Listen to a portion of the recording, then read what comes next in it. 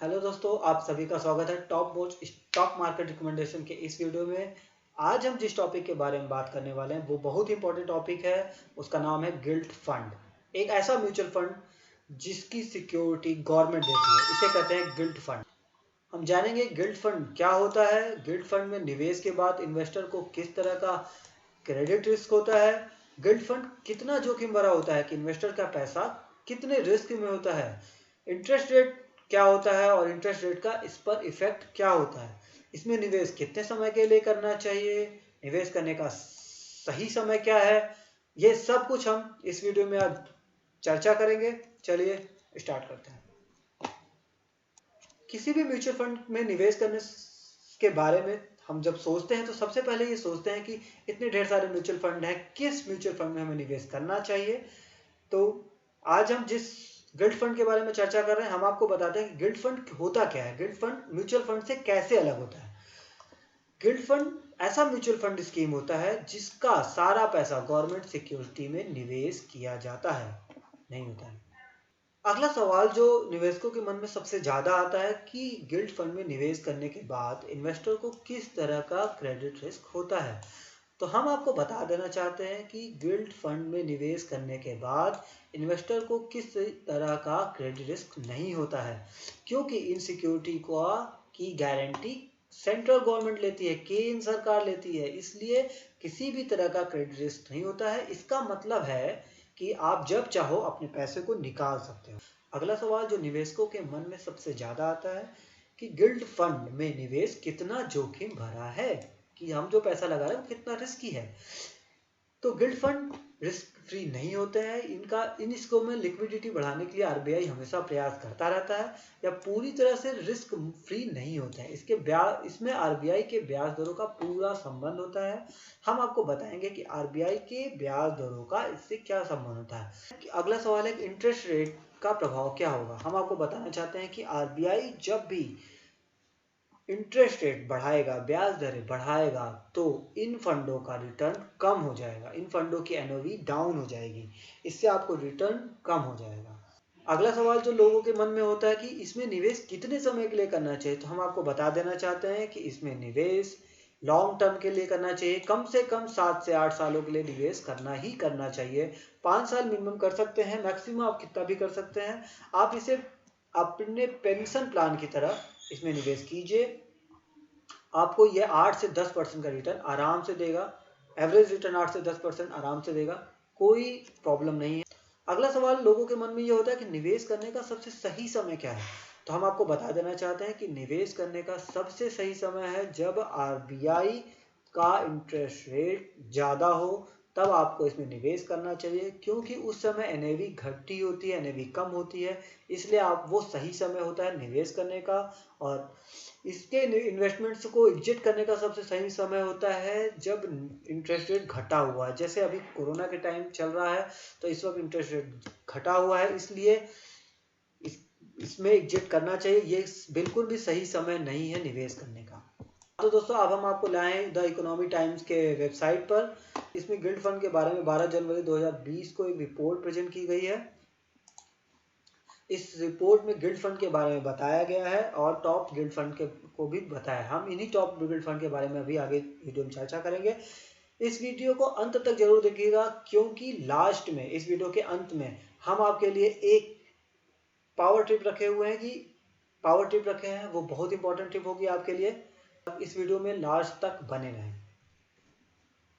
इन्होंने जो सबसे पहले फंड के बारे में बताया है वो Nippon India guild fund security है, डायरेक्ट प्लान ग्रोथ है। ठीक है, इसका कॉर्पस 13,081 करोड़ के आसपास है। इसका एक्सपेंस रेशियो बहुत कम है, ये बहुत अच्छी बात है कि इसका एक्सपेंस रेशियो कम है। और क्रिशियल ने इसकी रेटिंग 3 दी हुई है। इसकी एनएवी जो चल रही है वो 31 के आसपास, 31 रुपीज़ के आसपास चल रही है। लास्ट 10 साल में जो इसने रिटर्न दिया है वो है, लास्ट 10 साल में जो इसने रिटर्न दिया है वो 15% के आसपास दिया हुआ है। आप यहाँ इसकी रिटर्न के प्रोफाइल देख सकते हैं कि 5 साल में इसने 75% का एब्सोल्यूट रिटर्न दिया हुआ है, 3 साल में 33% का रिटर्न दिया हुआ है, 2 साल में 32% का दिया, और लास्ट 1 साल में इसने 15% का रिटर्न दिया हुआ है। चूंकि इस वक्त आरबीआई के रेट इंटरेस्ट रेट घट गए हैं, इसलिए ये रिटर्न 15% के आसपास है, नहीं तो 8, 9, 10% के आसपास का रिटर्न है। एफडी के रिटर्न के आसपास का रिटर्न होता है ये। अगला फंड जो इन्होंने बताया यूटीआई गिल्ड फंड ग्रोथ है। इसकी एनएवी जो है 48 रुपए के आसपास चल रही है। इसका कॉर्पस 650 करोड़ के आसपास है। इसका एक्सपेंस रेशियो थोड़ा ज़्यादा है, 0.192 है। क्रिसिल ने इसकी रेटिंग जो है वो 2 दी हुई है। इसका रिटर्न जो पिछले 15 सालों में है वो 14.59% के आसपास है। आगे रिटर्न की प्रोफाइल हम देखते हैं कि पिछले 10 साल में 149%, पिछले 10 साल में आपके पैसे को 1.5 गुना कर दिया है, 2 गुने से ज़्यादा कर दिया है। 5 साल में इसने 62% का रिटर्न दिया है, 3 साल में इसने 26% का रिटर्न दिया है, 2 साल में इसने 27% का रिटर्न दिया है और अभी 1 साल में 14% का रिटर्न दिया है। मैं आपको फिर से बता देना चाहता हूं कि आरबीआई का इंटरेस्ट रेट घटने की वजह से रिटर्न 14% है, नहीं तो लगभग 8 या 9% के आसपास इसका रिटर्न है। अगला जो इकोनॉमिक टाइम्स ने रिकमेंडेशन दी है वो है ICICI prudential guild fund growth है। इसकी जो कॉर्पस है वो 2863 करोड़ के आसपास है। इसका जो एनएवी चल रहा है वो 75 के आसपास चल रहा है। 15 साल में इसने जो रिटर्न दिया है वो 15% एनुअलाइज रिटर्न है। ये 15% के आसपास का रिटर्न दिया हुआ, आप इसका ग्राफ भी देख सकते हैं। और पिछले 10 साल में 136% का रिटर्न दिया हुआ है, 5 साल में 63% का रिटर्न दिया हुआ है, 3 साल में इसने 26% का रिटर्न दिया हुआ है, 2 साल में 27% का रिटर्न दिया है, 1 साल में लगभग 15% के आसपास रिटर्न दिया हुआ है इसने। अगला जो रिकमेंडेशन है वो SBI magnum guild fund growth है। इसका जो कॉर्पस है वो 2751.68 करोड़ का है। एनएवी जो चल रही है वो 48 के आसपास है। क्रिसिल ने इसकी 3 रेटिंग दी हुई है, क्रिसिल ने इसकी 3 रेटिंग दी हुई है। इसके जो मिनिमम इन्वेस्टमेंट है 500 से 5000 के आसपास कर सकते हैं आप। जो एनुअलाइज रिटर्न ये दिखा रहे हैं 15.32% के आसपास दे रहे हैं। पिछले 10 साल में 156% का रिटर्न दिया हुआ है, 5 साल में इसने 63% का रिटर्न दिया हुआ है, 3 साल में इसने 27% का रिटर्न दिया हुआ है, 2 साल में ये 29% का रिटर्न दिया हुआ है और 1 साल में इसने 15% रिटर्न दिया हुआ है। ये एनुअलाइज रिटर्न नहीं है, ये 10 साल का टोटल रिटर्न है। ये ध्यान रखने की जरूरत है कि एब्सोल्यूट रिटर्न है। अगला जो रिकमेंडेशन है, 5वां रिकमेंडेशन आदित्य बिरला सन लाइफ गवर्नमेंट सिक्योरिटी फंड है। इसका जो एनएवी जो चल रहा है वो 61 रुपए के आसपास चल रहा है। क्रिसिल ने इसका जो कॉर्पस है वो, अगला जो फंड है वो आदित्य बिरला सन लाइफ गवर्नमेंट सिक्योरिटी है। इसका जो कॉर्पस है वो 484 करोड़ के आसपास है। 61 रुपए इसकी एनएवी है। क्रिसिल ने इसकी रेटिंग 3 दी हुई है। इसमें जो मिनिमम इन्वेस्टमेंट आप कर सकते हैं वो 1000 के आसपास एसआईपी कर सकते हैं या वन टाइम इन्वेस्टमेंट भी कर सकते हैं। जो एब्सोल्यूट रिटर्न, जो एनुअलाइज रिटर्न है वो 14% के आसपास है। आइए हम बात करते हैं एब्सोल्यूट रिटर्न की। 10 साल में इसने 155 रुपए का एब्सोल्यूट रिटर्न, एब्सोल्यूट रिटर्न का मतलब होता है पूरा साल में जो रिटर्न है वो, 10 साल में जो रिटर्न जनरेट किया वो।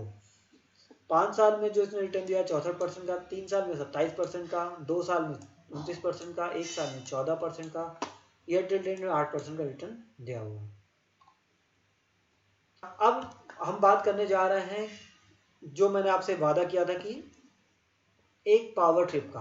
तो पावर ट्रिप क्या है? पावर ट्रिप यह है कि कोई भी मीडिया फर्म कोई भी रिपोर्ट क्यों पब्लिश करती है, कोई भी मीडिया फर्म कोई भी रिपोर्ट क्यों पब्लिश करती है? क्योंकि उससे कुछ फायदा होता है। तो हम आपको बता देना चाहते हैं कि ये बिल्कुल भी सही समय नहीं है गिल्ड फंड में निवेश करने का, क्योंकि ब्याज दरें ऑलरेडी बहुत कम है, इसलिए इनके रिटर्न 13 से 14-15% दिख रहे हैं, नहीं तो लगभग 10% के आसपास का एनालाइज रिटर्न ये देते हैं। सिक्योर होते हैं, गवर्नमेंट सिक्योरिटी इस पर इन्वॉल्व होती है, इसलिए आप इस पर भरोसा कर सकते हैं। लेकिन आरबीआई, चलिए इसी के साथ हम अपना वीडियो वाइंड अप करते हैं। इस वीडियो को देखने के लिए आप लोगों का बहुत बहुत धन्यवाद। जाने से पहले हमारे चैनल को लाइक और सब्सक्राइब करना मत भूलिएगा। इसी तरह के वीडियो को देखना है तो हमारे चैनल के साथ बने रहिए। Thank you very much, bye bye.